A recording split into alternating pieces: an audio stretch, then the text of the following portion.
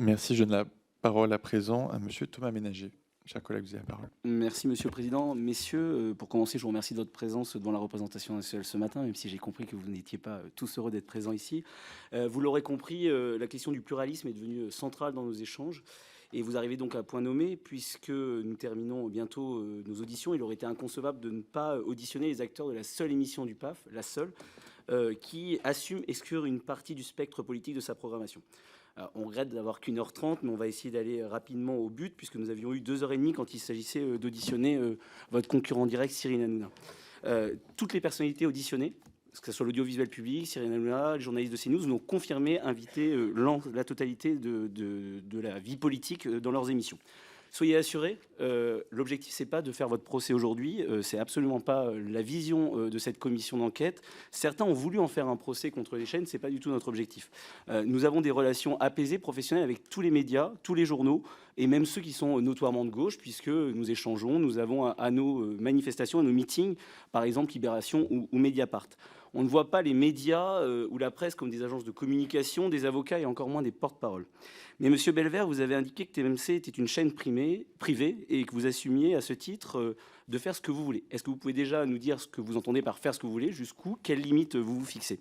Je tiens toutefois quand même à vous rappeler que ces fréquences TNT, elles vous sont données par les Français, elles appartiennent aux Français et qu'indirectement vous excluez 13 millions de Français qui ont fait le choix de voter Marine Le Pen à l'élection présidentielle, qui vont voter prochainement pour Jordan Bardella aux élections européennes.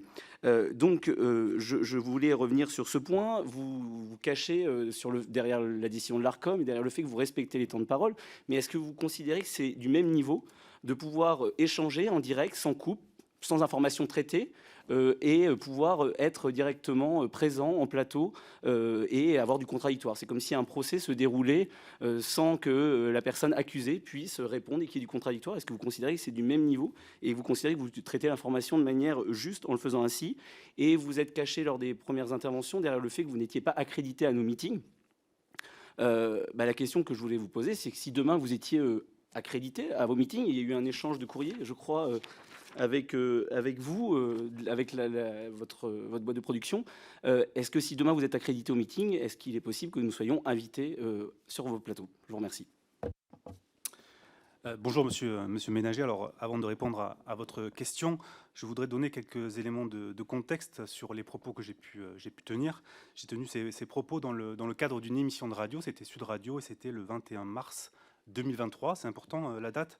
J'étais invité pour la promotion d'un documentaire sur le mariage pour tous, donc rien à voir évidemment avec le sujet de la pluralité dans les médias. J'ai juste répondu à la question qui m'était posée par le journaliste en studio. C'était donc il y a un an et ma réponse n'avait aucun lien, notamment avec la récente décision du Conseil d'État sur le pluralisme dans les médias, puisque à l'époque il n'était pas question de cette décision. Alors depuis évidemment, ma réponse a été beaucoup commentée, elle a été exhumée et totalement instrumentalisée, notamment sur les réseaux sociaux. Elle me vaut donc d'ailleurs cette convocation devant vous aujourd'hui, puisque je suis simple chroniqueur dans l'émission de Quotidien. Alors j'ai dit, on est une chaîne privée, on fait ce qu'on veut. C'était mes propos. Est-ce que je regrette ces propos prononcés il y a un an? La réponse est non. Pourquoi?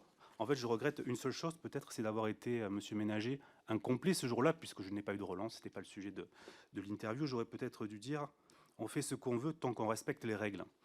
Donc les règles, encore une fois, on en parle depuis le début de cette commission, mais ce sont des règles qui sont très strictes, hein, ce sont les règles du pluralisme.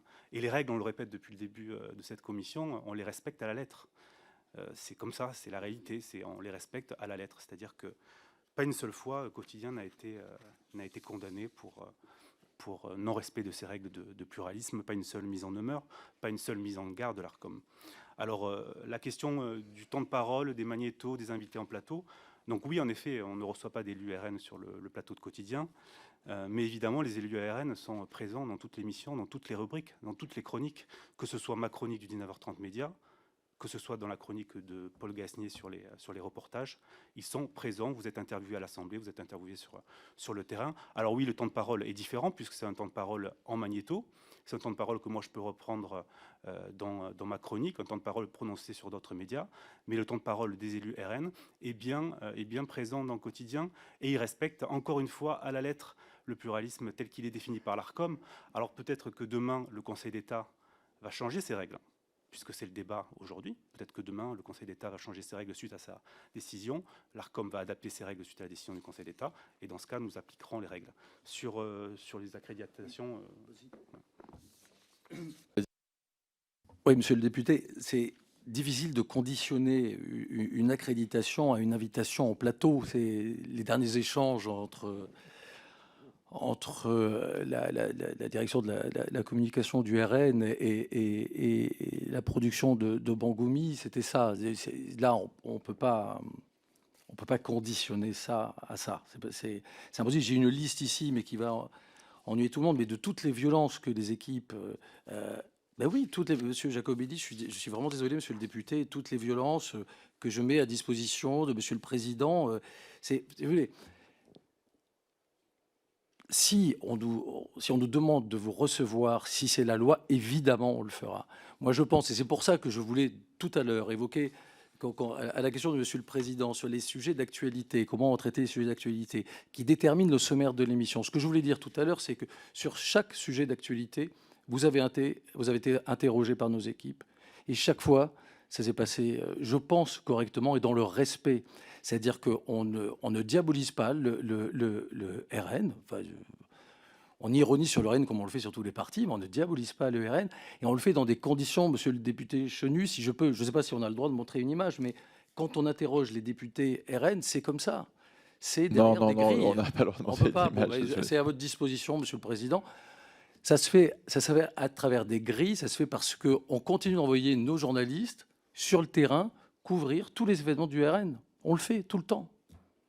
Donc on n'a pas lâché le RN, on n'a pas à diaboliser le RN. Et contrairement, dernier point, à ce qui a été dit, on n'utilise pas les magnétos pour faire du temps de parole en ironisant ou en faisant juste du mauvais esprit sur le RN. C'est faux, c'est la raison pour laquelle tout à l'heure je tenais à donner les derniers sujets sur lesquels on vous a interrogé. Voilà. Mais encore une fois, on ne peut pas conditionner une invitation à une accréditation ou le contraire, quoi. Je peux dire quelque chose? Oui, allez-y, monsieur Barthès. Ouais. Non, je voulais savoir pourquoi vous vouliez absolument venir dans une émission qui ne vous plaît pas, déjà. Ensuite, en effet, on a la liste. On a la liste. Ouais, non, mais malheureusement, c'est aux députés de poser les questions dans les commissions d'enquête, donc c'est un peu délicat. Chers collègues, est-ce que vous avez un